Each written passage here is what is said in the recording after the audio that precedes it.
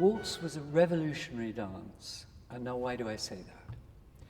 Up till the waltz, all social dances in ballrooms had been done à deux. That is to say that the lady stood to the right of the gentleman.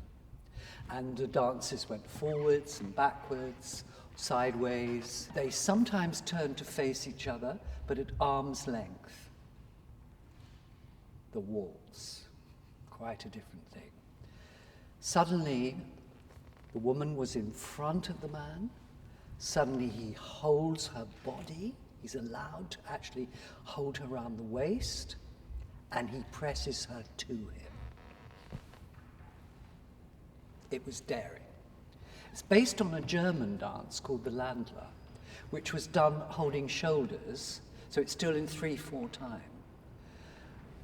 But the waltz changed everything in social etiquette, because a gentleman was allowed to hold a lady up against his body. You can imagine what that meant. It's hard to believe nowadays, with all the sort of excesses of drugs and our dancing where we use our entire bodies and we throw ourselves all over the place against each other and against the walls.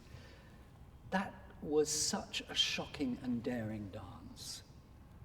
Is it daring today? No, it's not daring today. We've got Madonna, for God's sake. We've got Lady Gaga, for God's sake. It's not daring today, but it was in its time, and one just has to imagine the impact that it had. Within the context of the Merry Widow, in the text, he refers to it as that daring dance. You get giddy when you spin. If you watch little children having fun, they spin and they get giddy, sometimes fall over. Combination of champagne, bubbles, spinning, they got high. The waltz is very difficult. It's the fact that in the 3 steps, your emphasis changes legs. So if you start the impetus on the right, you then have to change to the left. We don't lead with the left. We tend to lead with the right. And a lot of people find that really difficult.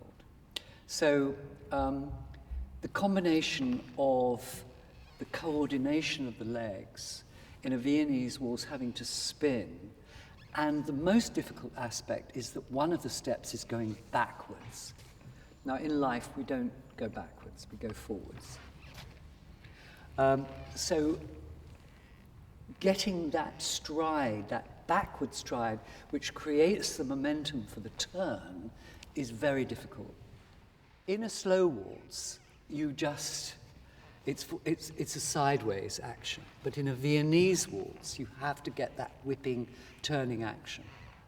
So without holding each other, with Amelia starting with her back, as it were, to the camera, and David starting, they just went down the room with the steps, not holding on, not touching each other, and got the feel of the articulation, and they were very quick.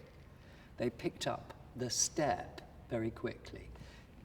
They don't always. I've had Merry Widows with 2 left feet.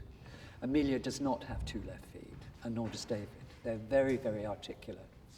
And of course, because they are so exposed in the Merry Widow, and everybody's waiting for the Merry Widow waltz and waiting for them to waltz, they have to be perfect at it. And that's a lot of pressure on them. But they work every day, they work with me, they are very disciplined and professional and talented. They actually can do it. The Merry Widow is a very serious love story, but it has to be done with great fine touch, elegance, speed and wit, and it has to have a lightness. Now that doesn't mean to say it's silly or superficial, and so it's finding the balance of getting the lightness without it being silly is quite a sophisticated thing. And I think of all the 5 productions I've done, this, I think, gets the nearest to the truth and the heart of the piece.